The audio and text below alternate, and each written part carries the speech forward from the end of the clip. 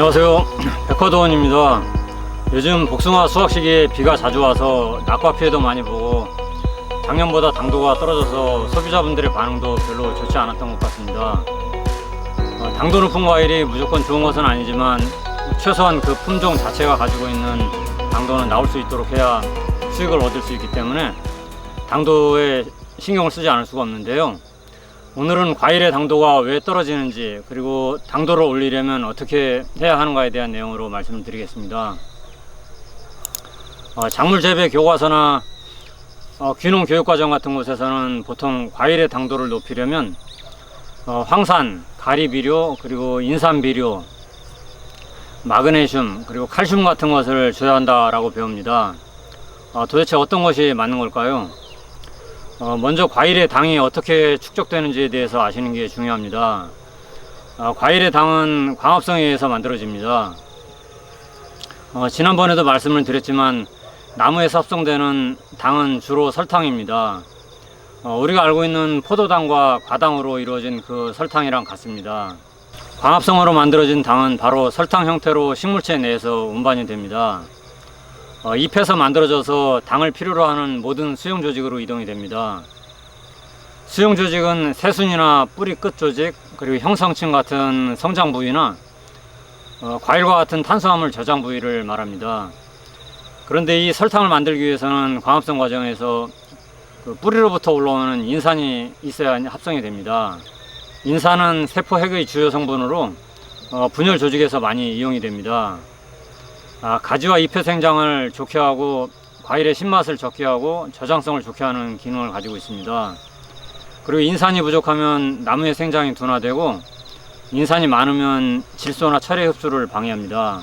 그래서 생육 초기에 인산을 주면 질소의 흡수를 방해해서 과일이 크지 않기 때문에 과실 성장 막바지에 당도를 올리기 위해서 인산이 들어간 비료를 사용하는 것입니다. 어떤 분들은 인산이 설탕을 과일 쪽으로 이동시켜 주는 것으로 잘못 알고 계신 분들이 있는데, 설탕은 수용성이기 때문에 다른 조직으로 쉽게 이동할 수가 있습니다. 다시 말해서 광합성으로 설탕이 충분히 만들어지면 광합성 세포에는 설탕 저장 능력이 제한되어 있기 때문에 다른 수용 조직으로 저절로 이동이 되는 것입니다. 그럼 설탕이나 식물 호르몬, 그리고 아미노산, 그리고 각종 마그네슘이라든가 칼슘, 칼륨, 철과 같은 이런 무기물은 어떤 곳을 통해서 이동할까요? 바로 채관이라는 곳으로 이동을 하는데요. 잎 뒷면을 보면 그물처럼 보이는 연맥이라는 곳이 있습니다. 그 연맥의 내부와 그리고 가지 껍질 부분 속에 들어있는 관다발 조직을 이제 채관이라고 합니다.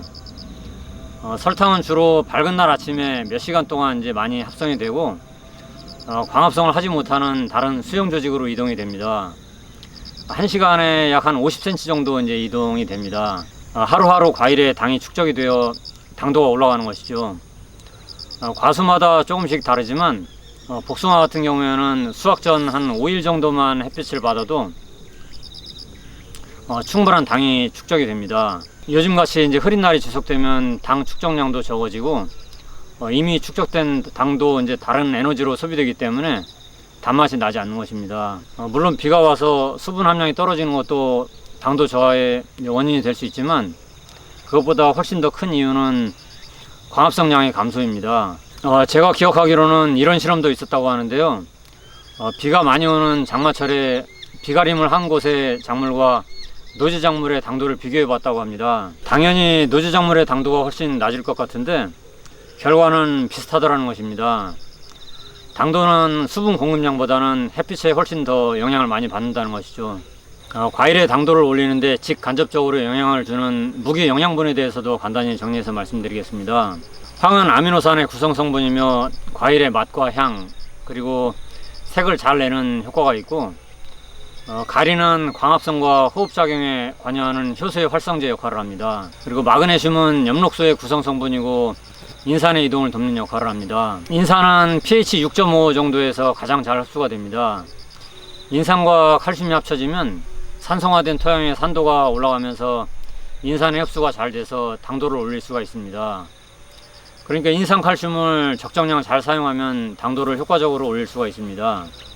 칼슘은 거름 역할도 해주지만 토양 산도를 교정해서 다른 거름 성분이 잘 흡수되도록 도와줍니다. 하지만 너무 많으면 철이라든가 망간, 붕소, 아연과 같은 미량원소의 흡수를 방해합니다. 교과서에서 배우는 황, 인산, 가리, 칼슘, 마그네슘 뭐 이런 것들이 다 그 과일의 당도를 올리는데 분명하게 효과가 있지만 문제는 바로 그 양 조절이 쉽지 않다는 것입니다. 비료가 부족해서 생기는 문제보다는 항상 지나치게 많이 투입돼서 문제가 되는 경우가 많습니다. 특히 알칼리 토양에서 인산 비료는 한 20% 정도만 나무가 흡수를 하고 나머지는 불용성인 상태로 땅속에 남게 됩니다. 노지 재배는 비에 의해서 어느 정도 비료 성분이 씻겨 나가기라도 하지만 하우스 재배 같은 경우에는 이미 많이 투입된 비료 때문에 어떻게 해볼 수 없을 정도로 토양 환경이 망가지게 됩니다. 결론은 첫째로 과일의 당도를 올리기 위해서 적심과 수확점 전정과 같은 여름 전정을 잘해서 광 환경을 개선해주고 두 번째로는 질소 비료를 적게 주는 것이 중요합니다. 질소 비료가 많이 들어가면 과일은 크게 키울 수 있지만 당도는 질소 비료 양에 비례해서 떨어집니다. 질소, 인산, 가리는 그 일반 유기질 퇴비에 들어있는 양만으로도 충분합니다. 그리고 세 번째로 그 3년에 한 번 지급되는 석회 고토 비료를 한 번에 다 사용하지 마시고 매년 나눠서 사용을 하시라고 말씀을 드리고 싶습니다. 참고로 석회 고토는 석회와 고토가 들어가 있는 천연 비료의 일종입니다. 석회는 칼슘이고 고토는 한자로 풀어서 쓰자면은 쓸 고자에 흑토자를 써서 쓴 흙을 말합니다. 그러니까 마그네슘 성분이 쓴 맛을 내니까 그 마그네슘을 말하는 겁니다. 마그네슘은 엽록소 합성과 광합성 작용에 관계되는 그 효소를 활성화시켜주고 칼슘은 토양 속에 불용성으로 남아있던 인산이 흡수가 잘 되도록 해줍니다. 지금 말씀드린 세 가지만 철저하게 지키셔도 과일의 당도를 올리는 데는 문제가 없을 겁니다. 덥고 습한 날씨에 건강 유의하시고요. 오늘 영상은 이것으로 마치도록 하겠습니다. 감사합니다.